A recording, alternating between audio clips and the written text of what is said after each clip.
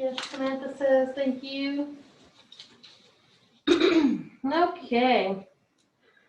So, I see some people are still getting their audio turned on. So, hi, Miss Maria. All right. Just to get this out of the way, I'm not finished grading exams. I'm sorry. I didn't even get some of them until basically Monday morning. I'm sure they came in Friday evening, but I didn't get them till Monday morning. So I'm working on those. I will try to get them graded by Thursday. I know that's very stressful for some people when they want their grades, so I'll work on them as quickly as I possibly can so that I can get them back to you quickly. What else? There's some stuff out there that you should be hopefully working on. Let's see what we got.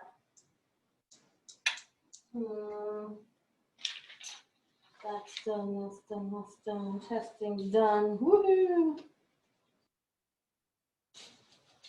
All right, today's the 13th, and I think your GeoGebra project's due today. Is that right? Mm-hmm. Yay. This was the one on parallel lines.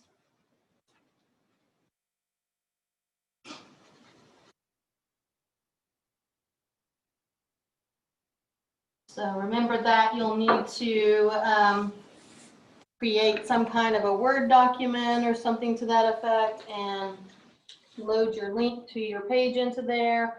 And then also this one has questions, a little table that they wanted you to reproduce about what kind of relationship are between different angles, things like that. So answer your questions, put your table, all that into your Word doc, and then you can save it as a .pdf and load it into the thing, into the folder, the appropriate folder. Let's see. I think that plus the semester-long project are the only thing that are out there, maybe.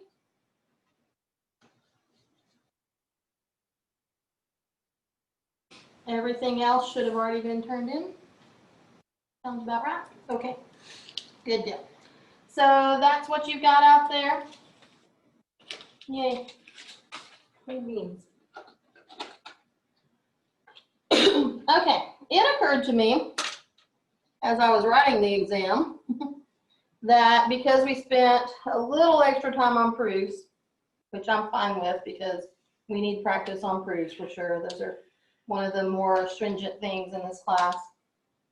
And there will be one more round of proofs as we get closer to the end of the semester. But basically at this point, you have most of the skills you need for proofing, which is great. But it occurred to me that we didn't have as much construction experience as what we should have had by the time we took exam 1. And so I want to do some construction stuff. There's basically 3 things that we do by hand, and then the rest we can do other stuff, but we use these 3 skills basically to do it. So I want everybody, if you have it, to grab your compass and straight edge. I'm going to use my handy dandy safety compass. If you have one of those, great. If not, just a regular compass and a straight edge will do. And I'm going to show you a couple of things before we move on into the next. This actually works out well because we're going to be doing arcs and circles, and the next set of material is on arcs and circles. So it works out really great. All right. So the one thing that we have done at this point, and I did put it on the test, was duplicating a segment. And we had to do that for some of the homework, if you'll remember. So the way that works is I give you a segment. You do not know how long it is. Just for sanity's purposes, I'm making this one 2 inches, but we don't have to know the measurement at all. In fact, we shouldn't normally know the measurement. So I have a segment. I'm going to call him AB. And we want to duplicate him.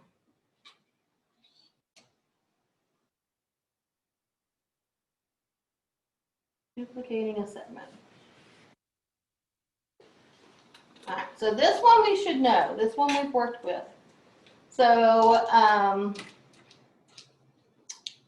explain to me, and this one was on the test, explain to me how I can go about doing this. Duplicate, meaning make a copy.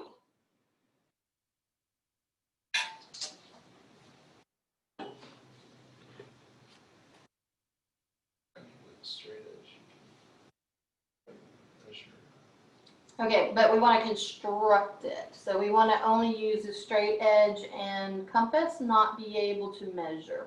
So the ruler and the protractor allow me to actually measure lengths and angles, but I don't want to do that. I want it to be as generic as possible. Mm-hmm.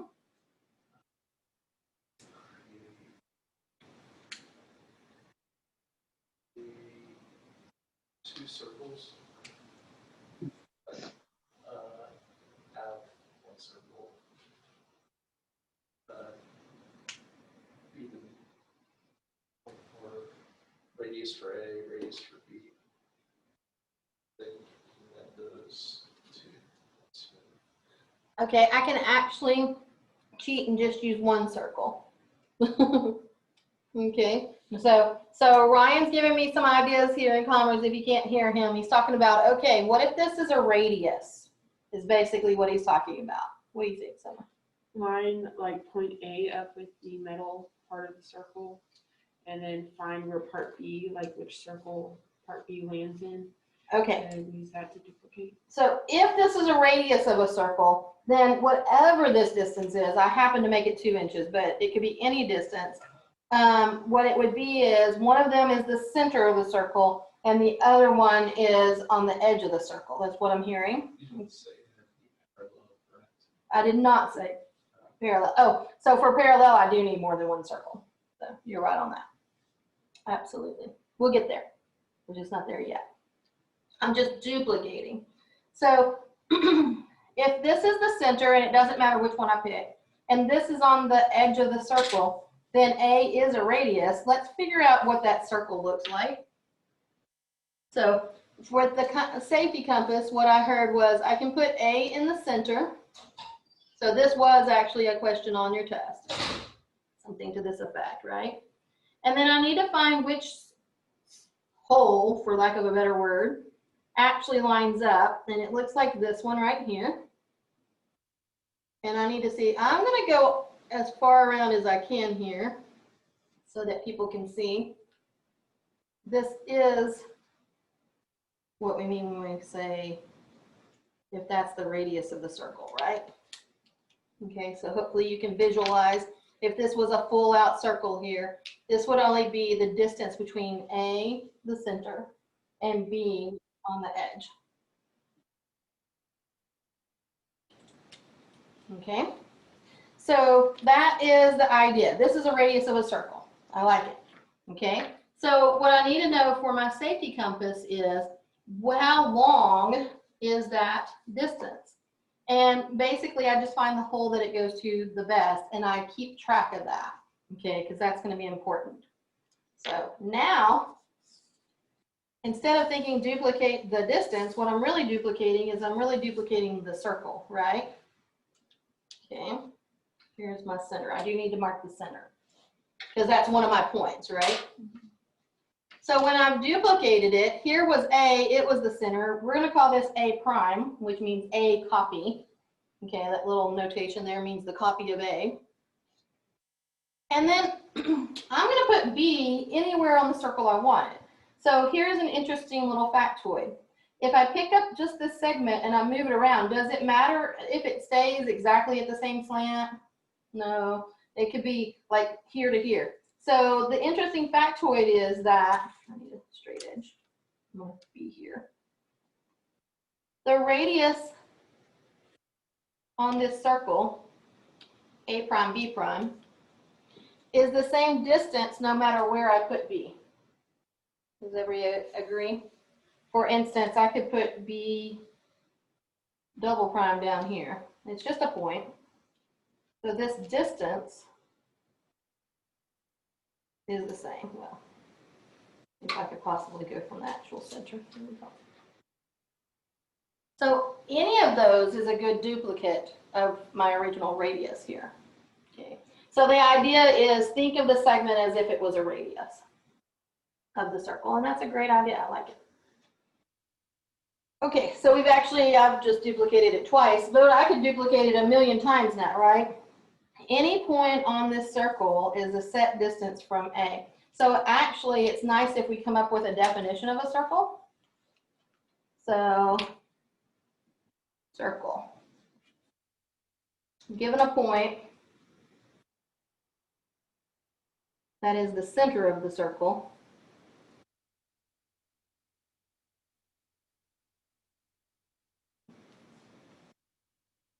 the circle can be seen as all points that are a given distance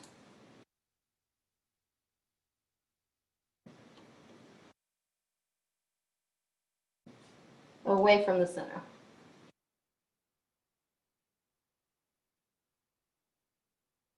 And what's that distance?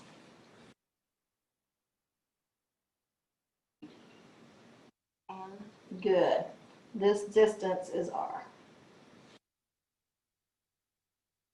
also called the radius. What you got? There's a problem similar to this on this test, correct? There's a what? Problem similar to this on the test. We had to duplicate the I segment. basically created two circles to find the midpoint on. One Okay. at point A, one at point B, Mhm. and then I found the midpoint of the line by using a straight edge to Mhm. find. That's how you would do the midpoint, absolutely. And then I found that I could put the midpoint in A or B to make a circle to basically have A and B as the diameter. Mhm. So I can find and I already know center, so I can just make a line through the. I'll have to look at what you did on the test, but yeah. So it's the difference would be if you made AB be the diameter instead of the radius, your circle would probably be half as big. Because the radius is half the No, I diameter. made the circle with the midpoint and A and the midpoint, basically, to make the diameter. Okay, I'll just have to look at it and see. But I'll be interested to see what you guys have done. Now, there were two questions that I said to omit on the test, so. Okay, so this one, I feel like you guys should have been able to do it. We did it a couple of times, a couple of different times on the homework. It's just duplicating the segment. So literally just find out how long that is, make it the radius of a circle, and then just I can make 50 circles that have this radius, right? And once I know where that is on my compass, how to make that arc, and I don't have to make it a full circle, I can just make the arc, right? Which one? That's what you did. Yeah, you don't have to make the circle. Yeah, that's just the idea behind it is the arc is just a little bitty piece that came out of that circle. Yeah, absolutely. Okay, so that's duplicating. And then the next thing is to bisect. So that's actually the next step that Ryan has said. So let's talk about that one. I'm going to make another line segment. I'm going to call it CD. I'm going to put this one kind of in the middle of my page because I'm going to need a little bit of space. So what I've noticed over the years of teaching this class is that constructions take up a lot of paper, and we do have one hand construction project this semester, and whenever we do that, it just takes a lot of paper. Just be ready. Okay, so this one is another different line segment. Okay, it also happens to be 2 inches, but it doesn't matter how long it is. And what we're going to do is bisect the line segment. Okay, which means cut in half, right? Okay. Now, to cut in half, and all we can use is a straight edge and a compass. Again, I could measure it and say, oh, the halfway mark is going to be 1 inch. We know that because we have these nice modern rulers and things like that we can do that. But in the olden days, back when we were dealing with ancient Greeks, they didn't have rulers, so to speak. They didn't have the set units like we do now. So they would use straight edge and compass because they're generic. It works for anything. All right, so what we're going to do is we're going to use this idea that Ryan came up with, which was, hey, look, if I use C as the center of the circle like we did before, I can make a circle and figure out which circle has this radius. Gotta find me the right dot. Okay. And I'm going to go ahead and make the circle just so that we can see what that looks like. But again, like Ashley said, you just need to make a little arc here, right? You don't have to go all the way around. The less circles you make, the less paper it takes normally. So I'm just making that so that everybody can see that really is a circle. And if you look at it, it's a circle and the center of the circle is at C. Okay. And then he says, well, I can do that, but now I can do it and make D the center of the circle. So what that means is I'll move the center of my compass over here to D. Put that on that spot right there. And then I need to find the hole that goes through C, or as close as I can. Oh, dang it. Grr. It slid on me. Sorry, guys. As close as I can get it without letting the thing slide on me. There we go. I needed that circle. There we go. Okay. But aside from my human error there, we can see this is the circle that has D as its center and this as the radius. Okay. So either way, the segment CD is the radius of the circle. It's just one is centered on C and one is centered on D. So you're just making 2 circles, okay? And again, I could have just made a little bitty arc here, right? I didn't have to make the entire circle. Could have just made this little arc, okay. Which is what I'll do in the future. I'm not going to always draw circles. I just want everybody to see. What I do need to do in order to make these bisect is I need for the 2 arcs to touch. So I need to make at least a 1/4-ish of the circle. So make sure that the 2 arcs touch. Because what happens is, and this is one of those geometric things that the ancient Greeks put together for us, where I find this intersection point up here, and I find this intersection point down here, I have 2 points and I can make a line segment between them. Okay, and so that's what I'm going to do. So in constructions by hand, it's almost always draw a segment, draw a circle with this radius, see where things intersect. Okay, so those are the skills we're looking for. So here's my 2 points of intersection right here and here. We see that, and I want to connect them. Oops. I'm just thinking of this today. There we go. Okay. And hopefully it looks like whenever I connect them, this section here is about the same length as this section here. I'm going to put a label on that. Okay, I'm going to call it point E, this intersection point. Again, it's all about intersection points. So what we would say is that CE is congruent to ED.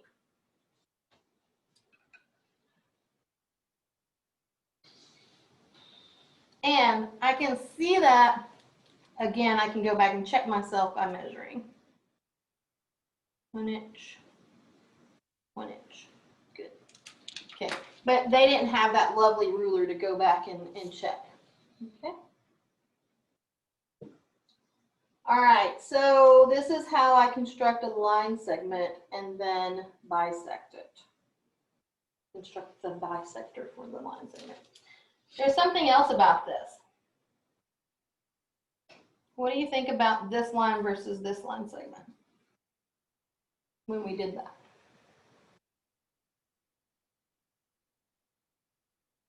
What do they look like right here in the middle? Yeah, it's also perpendicular. Does that make sense? Now, in this case, the reason why it's perpendicular is because I've cheated a little bit and I've used what we're going to call the angle bisector. Okay, we'll show that in a minute. So I've bisected this angle, but by cheated, I mean, what was this line? How many degrees was it to begin with? 180 degrees, right? So when I bisect 180 degrees, those angles automatically become 90 degrees. Yes, thank you, Maria.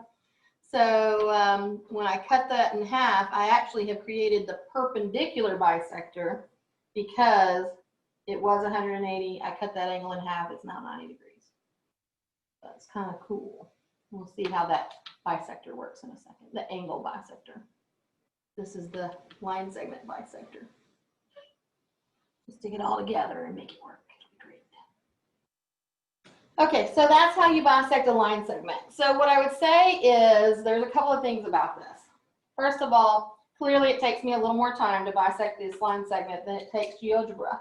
Okay, the beauty of GeoGebra is it doesn't have to have all these circles running around. It just does it. And second of all, it does it quickly. Okay. That's why we create software to do things like this, right? So that it can do things fast.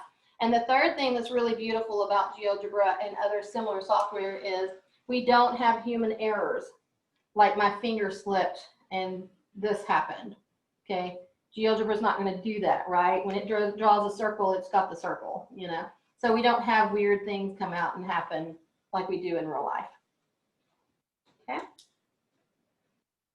All right, so that's duplicate a line segment, bisect a line segment. We need to do those two things for angles.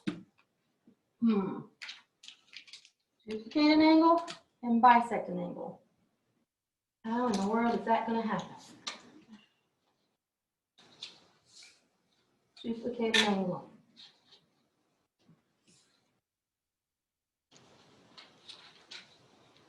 Okay, for argument's sake, just so that we can all be on the same page, let's create an angle using a protractor, just so that we make sure that our angles look the same. Let's do a 60-degree angle. Okay, so I'm going to cheat, in other words. And the only reason I'm doing that is just so that all of our pictures look the same. They don't have to be 60 degrees. I just want to make sure that everybody's doing the same thing. So remember, to do this, I make the ray that's on the bottom, and then I line up the vertex, and I line up the ray with that bottom line, and I find my 60 degrees, and I put a spot, put a little dot there. And then I go from the vertex up to here, just connect those 2 points using a line segment.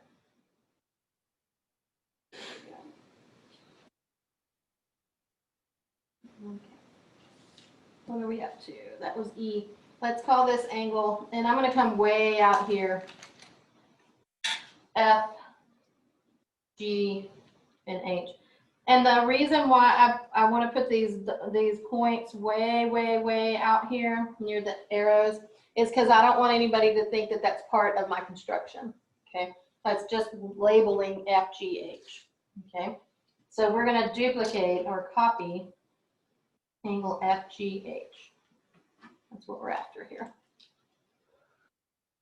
And again, it's not enough to just use your protractor and put it down here and draw one that's 60 degrees and say, oh, I copied it. No. If you were doing this on a test, you would have to show me the appropriate arcs and marks on using your compass and your straight edge. Okay? So here's the deal. Does it matter where this ray is? No.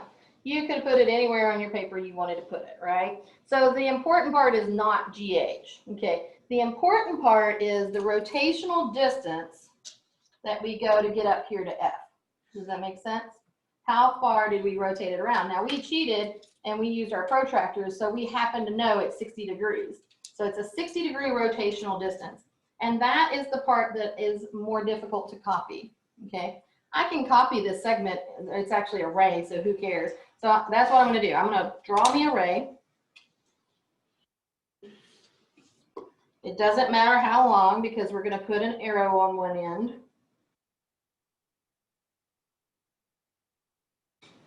This point right here that's gonna be the vertex of my angle, I'm gonna call it G prime, which means the copy of G. And then way out here, somewhere near the arrow, I'm going to call it H prime. It doesn't matter where. We're just using those points to label. You don't care how far out it is. Okay. So that part I can do. It doesn't matter. It's not specific. It's just a ray. It's anywhere. Okay. It's not even a line segment that I'm duplicating. It's very generic ray, right? Because it goes on forever in one direction. The part that is very specific is how wide is this opening here, okay? So here's what we're gonna do. We're going to first put the center of our compass on the G, and we're gonna act as if this is the center of a circle, okay? So we're gonna make an arc that's part of a circle. Now, I don't wanna come way out here, okay, to make this arc. I wanna be closer to home, so to speak. So I'm going to pick a point. It does not matter where. I'm going to pick this first hole that I've got. But you can pick wherever. I just don't want it to be way big. And the reason why is because the bigger I am, whenever I do this, the bigger it is as I do more marks in a minute. And then the more paper and the more out there it gets. So I don't want to go crazy. So I'm just using the first hole. You could use any hole you need. What happens is I'm creating 2 points of intersection. Here, where it's intersecting with my ray down here, okay? And then here, where it's intersecting with this ray up here, okay? And that's what's gonna be important for me, okay? So what I really wanna duplicate, what I wanna make happen for me down here is I want to duplicate this point of intersection. And again, it doesn't matter where you put this point. You could have been on the third hole out. If you were on the third hole out, let me show you what this looks like, by the way. I happen to use the first hole out, right? But I'm going to pick one way out here. Okay. See how the distance here is the same as the distance here? So it's a concentric circle. Does that make sense? This circle is inside of this circle, but the same distance. If I had picked a different hole, maybe I picked one of these small ones that's in here in the white area. They're still concentric, right? One's inside of the other, so it doesn't matter. What matters is that you know how far out you went, and you can remember that on your compass. And then you'll be able to find this point of intersection. That's what matters, okay? So I'm going to duplicate that process. I'm going to make the arc.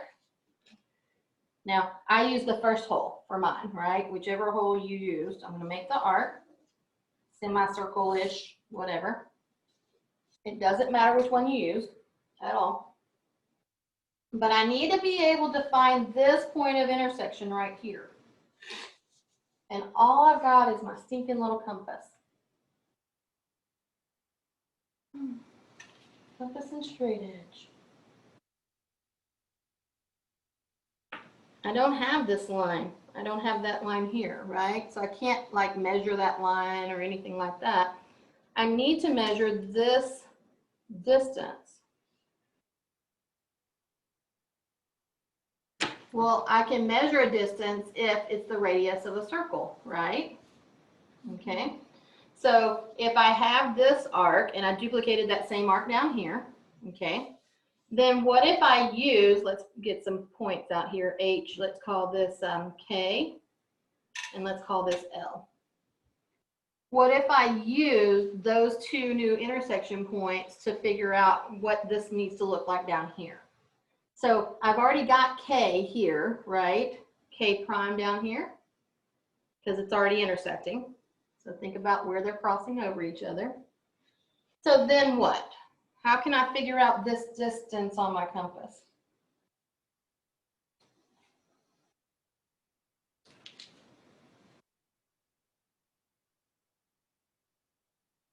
What does K need to be for my, it's going to be a new circle. K needs to be the center. Does that make sense? The reason I know K needs to be the center is because K is the one that I have duplicated down here, right? I can't make L be the center because I don't know where the heck that is, right? So I need to use the point that I already know I have a match for it, so to speak. So I'm going to get K be the center of my circle, right in there. And then I'm going to try to find the hole that matches it right there. Okay. And I'm going to make an arc. Now look what that arc did.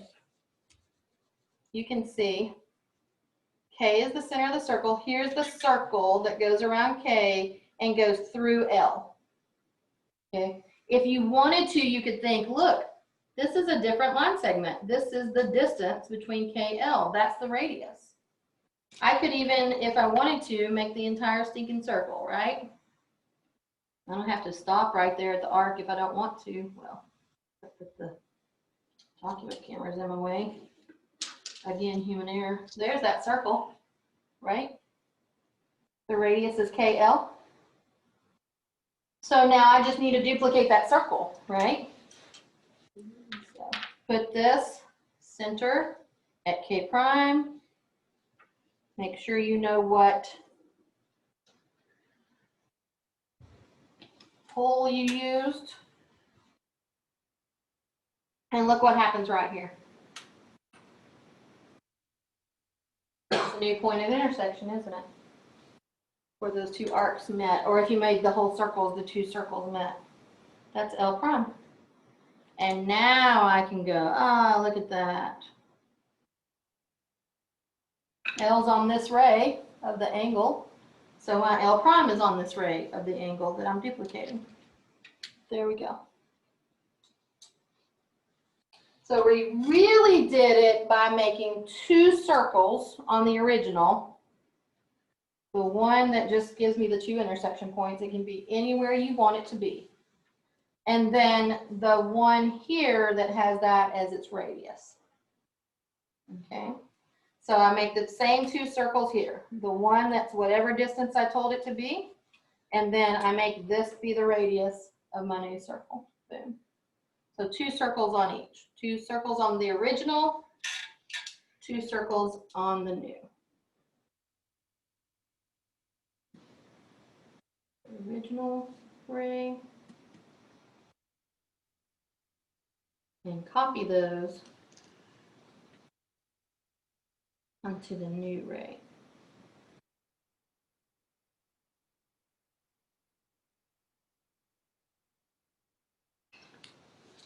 Here's my new ray. G prime, H prime. And then once you've got them copied, you just make the new ray. Connect the 2 points.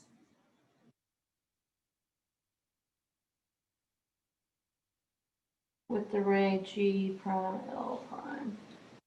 There we go. That's it. That gives you the basis for how to duplicate that angle. Isn't that fun?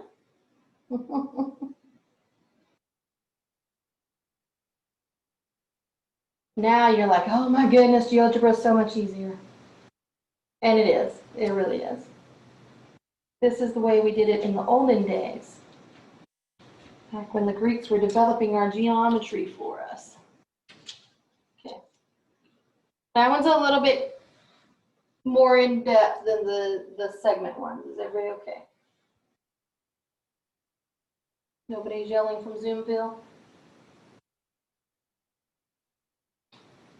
All right. Okay, so that only leaves bisect an angle, right? Okay, let's do that.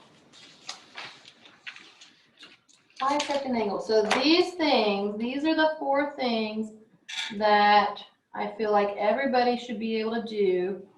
They will be fair game for exam 2. Yeah. about all I need to say there. I'm gonna do a 60-degree angle again, just because that makes it nice for us to all have a similar picture. Okay. 60 degrees.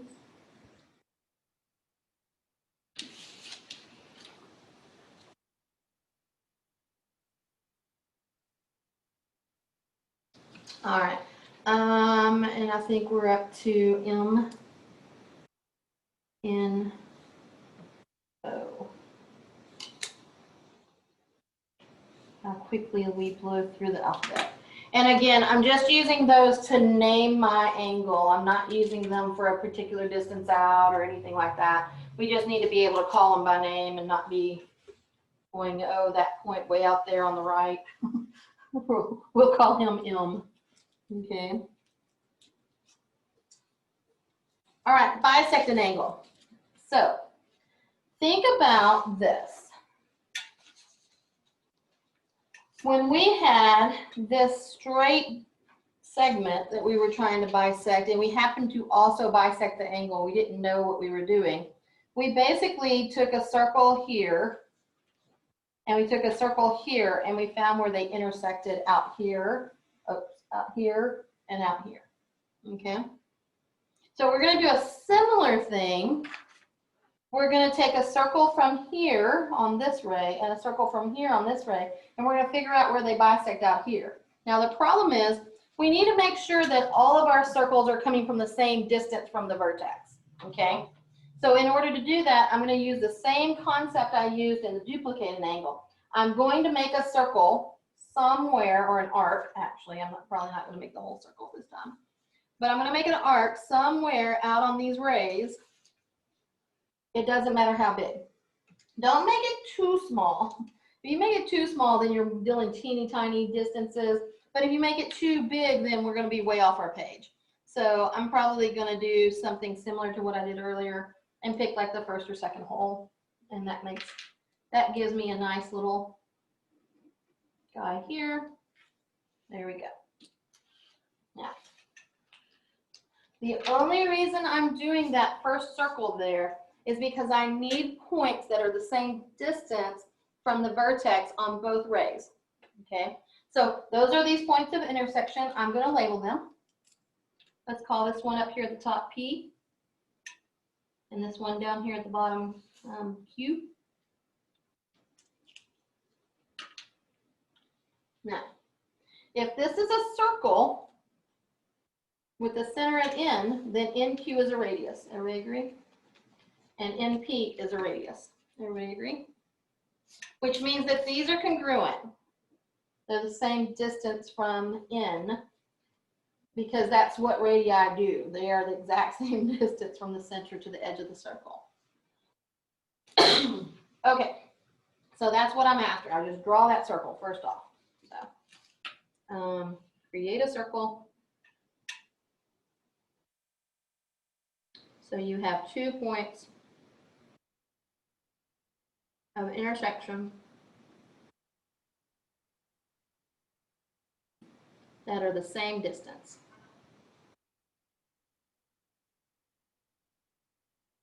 From the vertex. Okay, that's like step one. We got it. Yay. Now, we do that so that we know whatever we construct from here on out is going to be the same distance from the vertex. Okay, so we're going to use these 2 intersection points and work off of them so that everything works out nicely. Okay. Now, we're going to use a similar concept to what we did with the bisect the segment. We're going to make a center. So consider it like this. If this is the radius from P to Q, then I have 2 circles there. One is the center at P, and the other is the center at Q. Okay, so for instance, I'm going to make a circle where the center is Q. I'm going to figure out how far it is out here to get to P.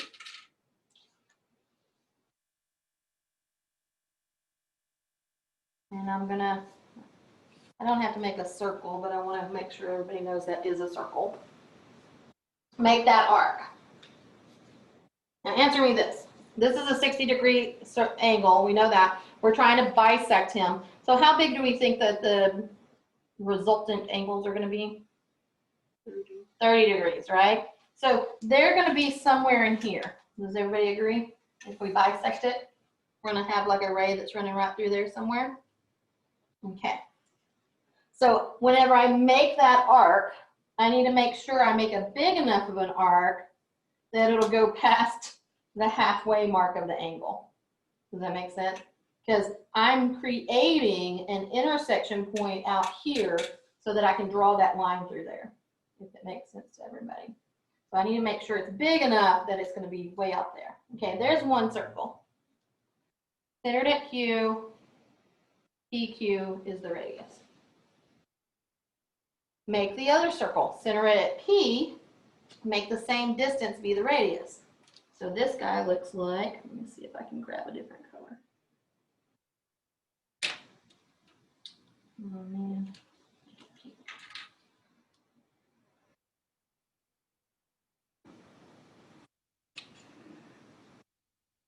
This guy looks like that. Okay. Start it, center it at P. So I've got a circle going around P. The distance of the radius is PQ. Make sure you're going through the point Q. I sometimes miss, just FYI. So make sure I'm going through that point as closely as I can get it. And then here's the deal. I'm not after P and Q. They were just my reference points to make sure I'm a given distance from the vertex, right? What I'm after is the intersection between this circle and this circle, and look at it right there.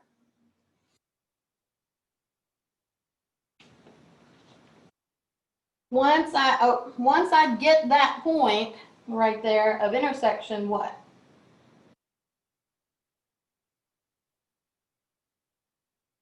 I'm trying to what? Bisect the angle. So I know that the bisector is going to go right through here. Can we agree? Mm-hmm. So I need to what?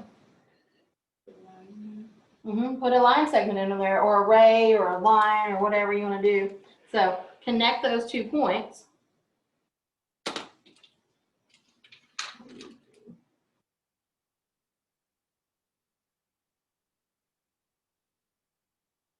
Okay.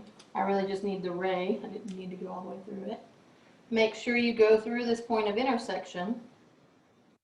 And then when I look at it, this intersection, let me give a point up here, R. This angle MNR should be congruent to what? RNO, for instance. Okay.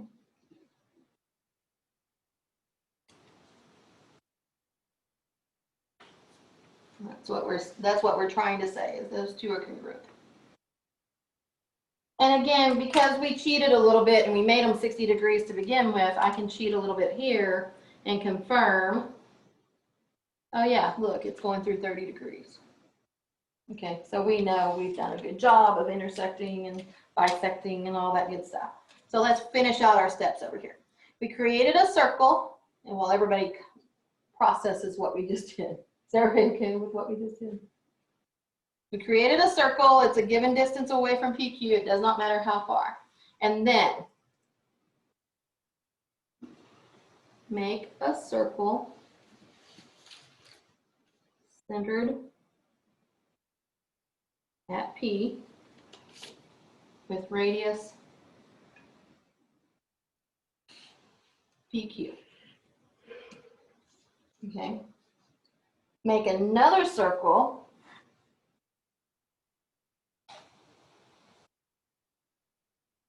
centered at Q with the same radius. I'll call it QP this time. Doesn't matter. It's the same radius. So we're just switching where the center is. That's it. And then use the intersection point R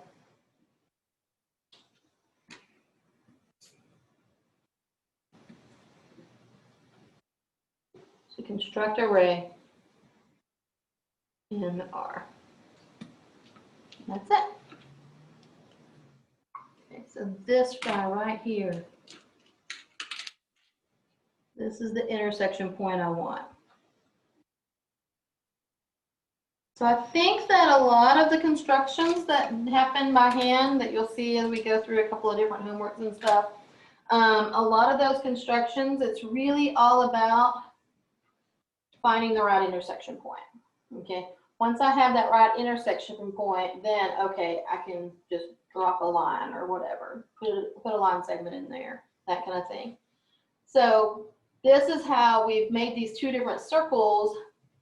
We've bisected this angle, and basically it's the same idea that we used earlier for bisecting the line segment, except we automatically bisected the angles. We just didn't intend to do that. It just happened to be 180 degrees and we made it into a 90-degree angle. Not cool. So lots of work. You're going to have a project at some point. I'm not ready to give it to you yet, but you'll have a project that says stuff like construct a line that's parallel. Okay, so Ryan mentioned, does it need to be parallel or does it need to be perpendicular? This kind of thing. It doesn't have to unless it says to. So on your homework, it'll say something like, hang on a second, Maria. So on our homework, it'll say something like, okay, construct a line parallel to this point, to this line at this point, something like that. Then we need to make sure that it's parallel. So Maria's question was, will we do proofs to prove this works every time? We don't have to do proofs on this, Maria, because we're constructing, and except for the fact that I said 60 degrees and 30 degrees, that was just so we could verify. We can do this on any one. So this is very generic. That's the niceness about constructions. Constructions are generic and should work all the time. Now, I say should because there is a very huge element of human error. And I'm just going to say that. It's very, very easy. For instance, if I gave you this guy and said bisect it, and you can tell even I'm a little bit off on my points here. Whenever I go through, I don't really go through exactly through the point. Okay, so if you were a little bit off, or if you somehow didn't make this line segment straight, you know, there's human error in there that happens. It just happens. Then the angles could be, if I measured them, this might be 92 degrees, right? Instead of 90 degrees or something like that. So sometimes weird things like that happen, but it's mostly because of the human error and using different tools, basically, that we're not really familiar with. It happens. You're welcome. Yeah, so no proofing on these. Instead, we're going to do it all by hand. That'll be fun. Okay, so real quickly, let me follow up. We actually had, yay, she says. She doesn't want to do any proofing on this. We're done with proofing for a little bit. We didn't have to do one of these on the test, but there was a question. I think it was in your true, false, maybe. It might have been multiple choice. And it went like this. If you have a line, how exactly did this one go? I might be looking at the wrong test, but you'll get it. Let's say lines L, M, and N. Okay. Sounds about right. Okay. If L is parallel or perpendicular to N, and M is perpendicular to N, then what do we know about L and M? They're parallel. Okay. So something along those lines on one of the. So it was like, if you take this one and you make a perpendicular and then you make a perpendicular again, those two outside guys are parallel to each other, okay? And so the idea here is what kinds of properties am I using that you guys just went, oh, they're parallel.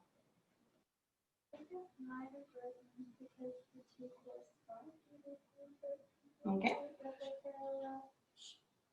Good. You might have what?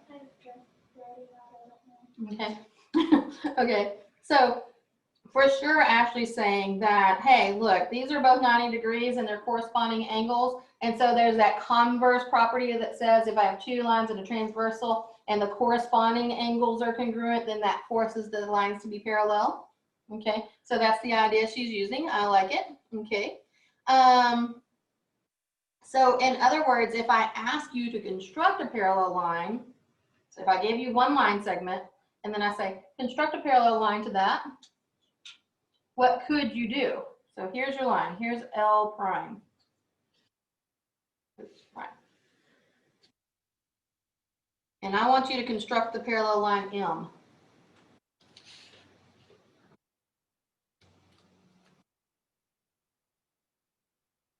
Well, we don't know how to construct a parallel line M, dang it. But we do know how to make it perpendicular, right? Okay, we can bisect this guy and we know that'll force it, or you could bisect the angle. Anyway, it'll force it to be perpendicular. So we can get here. And then what? It's kind of like rotate the paper, right? Now use this guy as your original and make a parallel or a perpendicular guy to him. Right? Yeah, that's what we want to do. So we're basically using the same process, but two different ways. Once on the flat and once on the sideways, so to speak. So, but it's the same thing, just used differently. You all want to do that? Construct it for yourselves. It'll be so much fun. Yes, okay. Let's do it. We might as well. So you can start out with a line segment. Any old line segment will do. Give yourself plenty of space on the top and the bottom.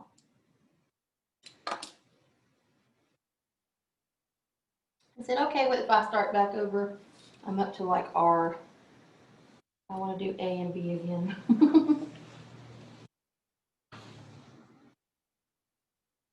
Getting pretty far in the alphabet. All right. So everybody, here's our idea for constructing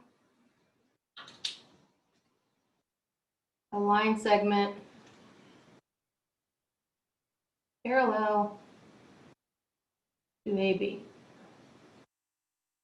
Here's our thought. Step one, construct a perpendicular line segment. That's what we think we should do first. Y'all do it. I'm going to give you a second. And we'll see if y'all can walk me through it or we can do it together.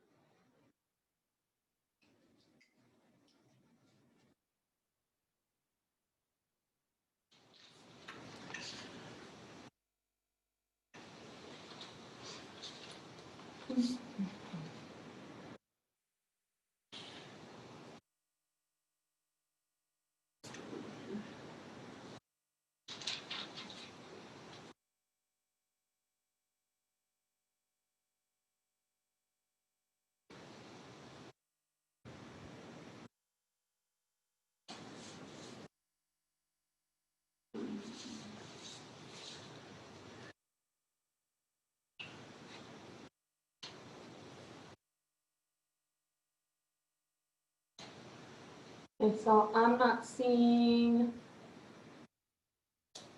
Gabriel. I'm not seeing Matthew, Caroline, Elijah, Amberly,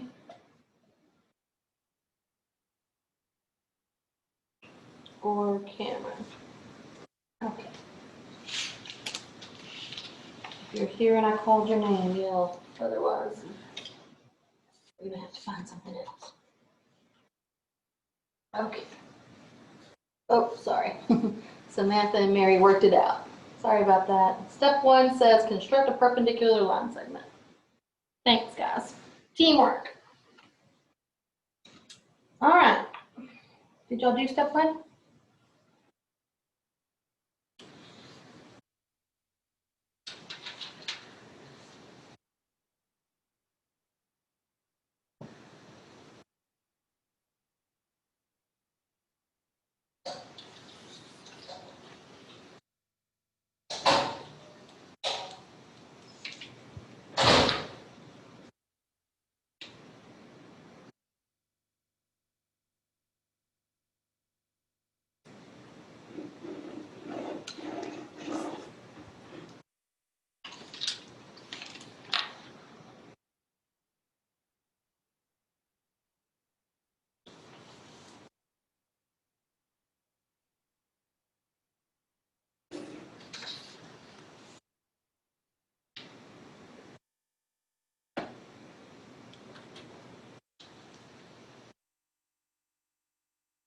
Okay, so what I did was I made the arc where A is the center and AB is the radius.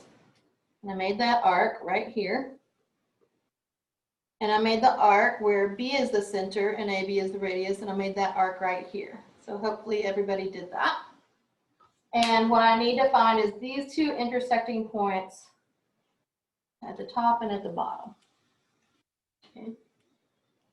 That will be, I don't need to label them necessarily, but those will be the important pieces because those are the ones that I want to construct a line segment between, or array, or line, depends on how you think about it. That looks slightly heavy on this. Okay. If I've done it correctly, then what I should see is not only, let me put a point in here, C, I'll label that point of intersection in the middle. Not only will this AC be congruent to this CB line segments, but these angles are perpendicular. So we've constructed the perpendicular bisector. Okay. So that's step 1. Now what? Step 2.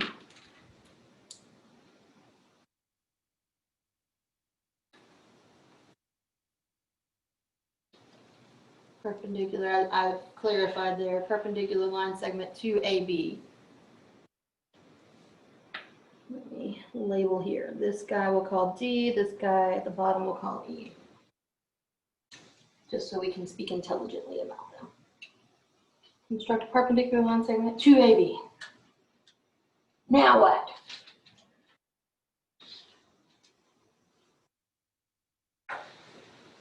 What did we say we were going to do? We've got this part and this part, right? We just need this part here. So what, Ryan?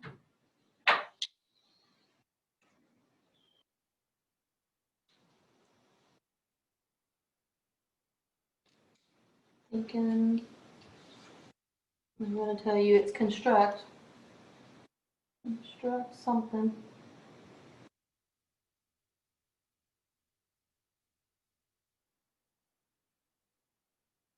What did we say was on test 1? If this line is parallel to, or perpendicular to this line, and this line segment is perpendicular to another line segment, then the other line segment and the original line segment are parallel, right? Okay. So what we need is something perpendicular to here. That's what we're after, okay? So I find it easier to rotate my paper. You don't have to if you don't need to, but to me it works out nicely. Now, what I can't do is I can't do DE. as the center or the total distance here. Why? Huh? Yeah, it'll give me AB back again, right? It'll give me a point up here and a point down here, and whenever I connect them, I'll have AB back again. Maybe longer, but it'll be the same thing. So I can't do that. I can't use DE, but I could use, for instance, DC. Is that okay? Okay. Or you could use CE. I don't care. Wherever you want to go, but I can't use the total distance over again. All right. So I'm going to do the same exact thing we did before. Construct a perpendicular line segment. But this one's going to be to DE, or I'm going to call it DC. Because I'm going to do just this little bit right here. Okay. So this process is the same though, right? Okay. So I'm going to go DC, figure out how big that is, find my point. Of course, it's not exact. Close enough. We'll call it close enough. Make sure it gets all the way up here. Don't lose your point whenever you change where your center is.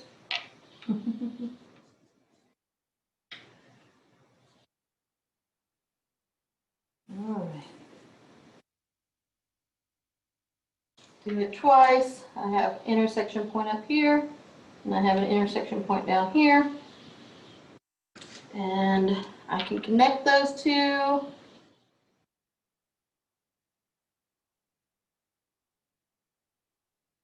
Boom.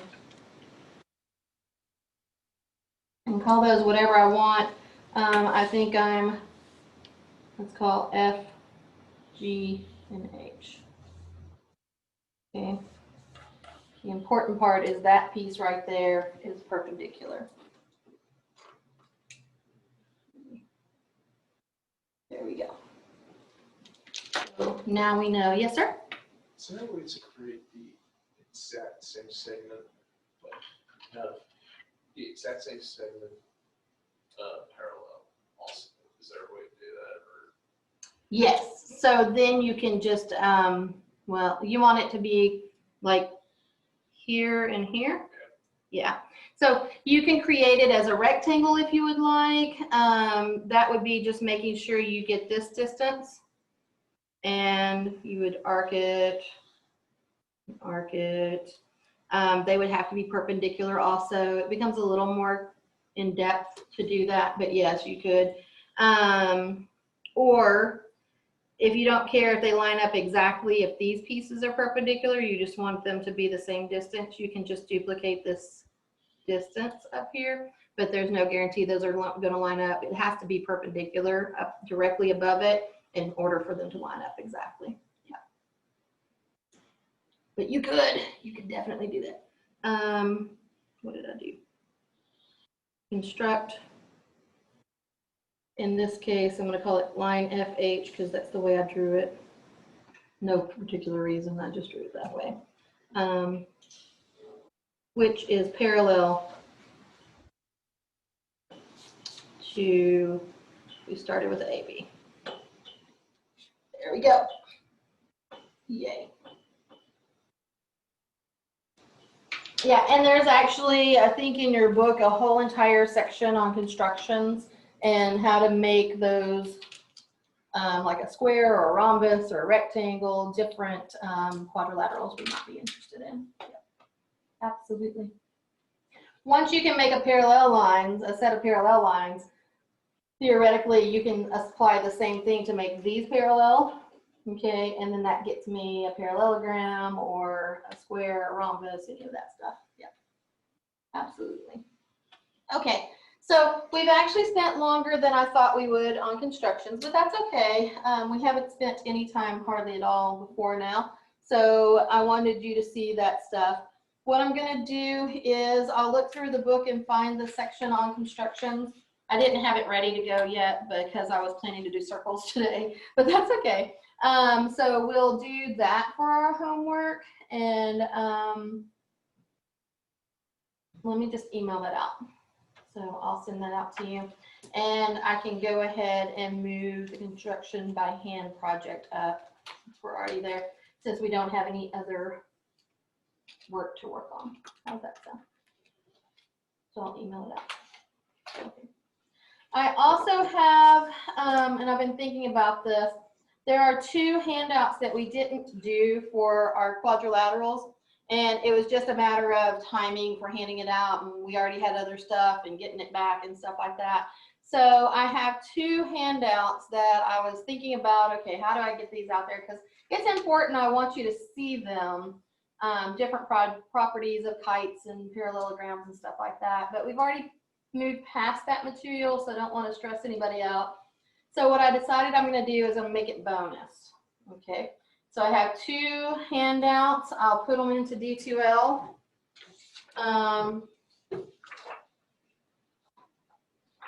One is 5-1 polygon sum conjecture and 5-2 exterior angles. So we've done those. So should be review material-ish. And then the other is 5-3 kites and trapezoids, and that's it. So I'll just put those into D2L as bonus. If you don't want to do it, you don't have to do it. But if you'd like a little boost in your homework grade, then you're welcome to do that. Okay? Yay. And if you're here in Commerce, of course, you can have it down. Can I get the printed copies in class on Thursday? Yes, ma'am. Absolutely. All right. Everybody's okay? Yes. If we do the bonus, when would the due date for that be? Let's make it a week because we're not going to have much homework today, so it'll be good. It'll be a good refresher. Get us back in the swing of things in the geometry. All right. Well, I'm going to stop the recording, and I've already called roll. So unless you have a question, you're welcome to take off.